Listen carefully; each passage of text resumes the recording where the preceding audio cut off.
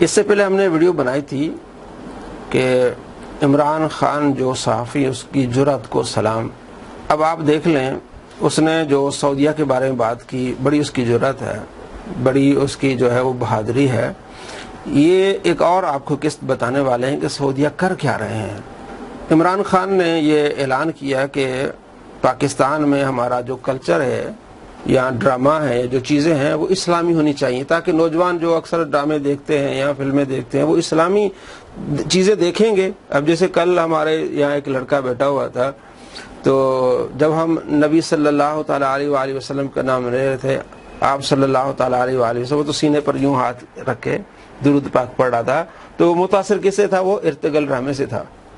ارتگل جو ڈرامہ اس سے کیا تھا؟ وہ متاثر تھا، وہ یعنی اس میں دکھایا گیا ہے کہ آپ صلی اللہ تعالیٰ علیہ وآلہ وسلم جب نام لیا جاتا ہے تو وہ سینے پر ہاتھ رکھ کے ادب سے جھکتے ہیں، ادب کرتے ہیں۔ اب اس رمضان میں شروع ہوا یہ ارتگل ڈرامہ وزیر اعظم پاکستان کے کہنے پر، اور کروڑوں لوگ اس کو دیکھ رہے ہیں اور پسند کر رہے ہیں۔ اب اس کو سعودیہ والوں نے بین کیا ہوا ہے، اس کو بند کیا ہوا ہے۔ اس ارتگل ڈرامے کو سعودیہ میں چلانے سے انہوں نے کیا کیا ہوا ہے؟ منع کیا ہوا ہے، اور پاکستان بھی ناراض ہیں پاکستان سے کہ یہ کیوں چلا رہے ہیں۔ اس میں کیا ہے جی؟ وہ اللہ کا ذکر کرتے ہیں، بار بار قرآن پاک کی آیات پڑھتے ہیں، درود و سلام پڑھتے ہیں، نعتیں پڑھتے ہیں، انصاف کی بات کرتے ہیں۔ انہیں کیوں تکلیف ہے؟ اب انہیں ہندوؤں کے گانوں سے نہیں تکلیف، کبھی یہ نہیں، آل سعود نے یہ نہیں کہا کہ آپ نے انڈیا کی فلمیں نہیں دیکھنی، ایسا نہیں کہا، بلکہ وہاں چلتی ہیں، چلاتے ہیں۔ انہوں نے ان فلموں ڈراموں سے منع نہیں کرتے، وہ کہتے بھلی دیکھیں آپ، ساری انڈیا کی فلمیں پاکستان میں لگائیں، ہمیں کوئی ٹینشن نہیں ہے، لیکن اسلامی ڈرامہ نہ لگائیں، کیونکہ یہ پھر نماز سیکھیں گے، ان میں جرأت آئے گی۔ اور دوسری بھونڈی بات، جو ان کا پاگل پن یا ان کی بےغیرتی آپ کہہ لیں، کہ پاکستان میں رمضان میں ارتگل چل رہا ہے، جس میں قرآن بھی، نماز بھی، اللہ سے دعائیں بھی، اور سعودیہ والوں نے کیا چلایا ہے جناب؟ یہودیوں کے ڈرامے چلائے ہیں اس رمضان میں۔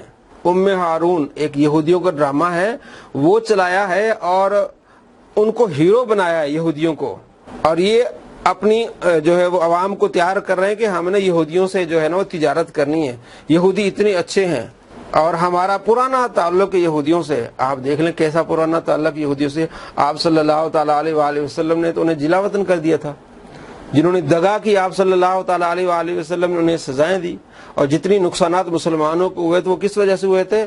یہودیوں کی وجہ سے۔ اب اس رمضان میں اس سعودیہ نے، جو حکومت سعودیہ، اس نے ڈرامے چلائے یہودیوں کے، اور یہ اس میں دکھایا گیا بار بار کہ جناب یہودی بہت اچھے لوگ ہیں، ان سے آپ تجارت کریں، ان سے آپ کاروبار کریں۔ یہ مسلمانی ہے کہ ہم اچھا ارتگل کو وہاں منع کر دیا، بین کر دیا کہ اس کو نہ دیکھیں، اور یہودیوں والے ڈرامے دکھا رہے ہیں۔ یہ اسلام دشمنی ہے۔ کہتے ہیں نا پنجابی میں، مکے مڑ بدو، مکے میں بیٹھ کے یہودیوں کو سپورٹ کر رہے ہیں، مدینے میں بیٹھ کے یہ یہودیوں کو سپورٹ کر رہے ہیں، اور مسلمانوں کو اس طرح اکیلا چھوڑ رہے ہیں، ان کو تکلیف دے رہے ہیں۔ آپ خود اندازہ لگا لیں، آپ ریسرچ کر لیں، آپ کو معلوم ہو جائے گا کہ رمضان میں انہوں نے یہودی والے ڈرامے چلائے ہیں۔